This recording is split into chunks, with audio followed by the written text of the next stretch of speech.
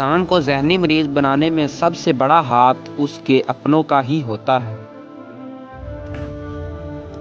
اگر آپ ڈرائیور کو جانے بغیر ایک ٹرین میں پرسکون ہو کر بیٹھ سکتے ہیں تو پھر اپنی زندگی میں کیوں پریشان ہوتے ہیں جس کو اللہ چلا رہا ہے۔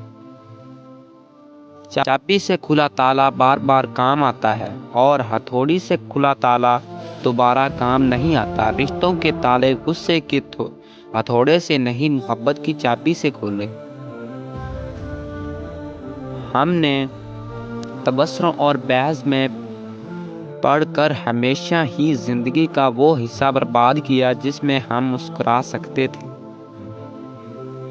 گناہوں کی ایسی دیوار نہ کھڑی کریں جو آپ کو اللہ سے دور کر دے۔ جتنی غور سے لوگ ایک دوسرے کو ٹکرانے کے بعد دیکھتے ہیں، اتنی ہی غور سے اگر پہلے دیکھ لیں تو ٹکر ہی نہیں ہوتی۔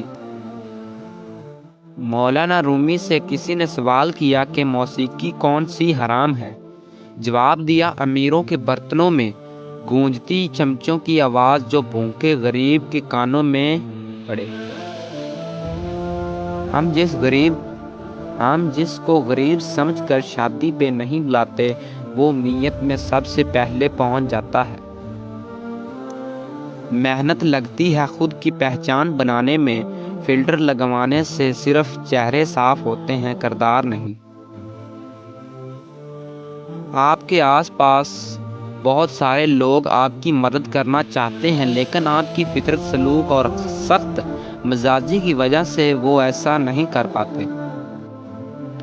جب ضمیر غلامی کا عادی ہو جائے تو طاقت کوئی معنی نہیں رکھتی۔ جب غلامی ذہن میں بیٹھ جائے تو اپنی طاقت کا انداز نہیں رہتا۔ اگر کوئی شخص اپنی بھوک مٹانے کے لیے روٹی چوری کرے تو چور کے ہاتھ کاٹنے کی بجائے بادشاہ کے ہاتھ کاٹے جائیں۔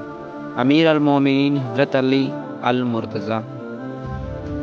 سکون چاہتے ہو تو مکانوں پر نہیں، انسانوں پر خرچ کریں۔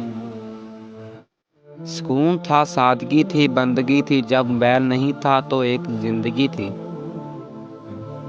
ہم لڈو کے دانے سے بھی سمجھ سکتے ہیں امید ہمیشہ 6 کی ہوتی ہے، لیکن ایک بھی آئے تو چلنا ہی پڑتا ہے۔ مجھے فرصت ہی کہاں کہ موسم سہانا دیکھوں، میں اپنے موبائل سے نکلوں تو زمانہ دیکھوں۔ سچائی یہی ہے کہ آج کے بچے اس کھائی میں ڈوبتے جا رہے ہیں۔ زندگی میں کچھ لوگ محض دکھاوا کرتے ہیں کہ جیسے وہ آپ کی مدد کر رہے ہیں۔ انسان کا زوال تب شروع ہوتا ہے جب وہ اپنے مخلص لوگوں سے منافقت شروع کر دیتا ہے۔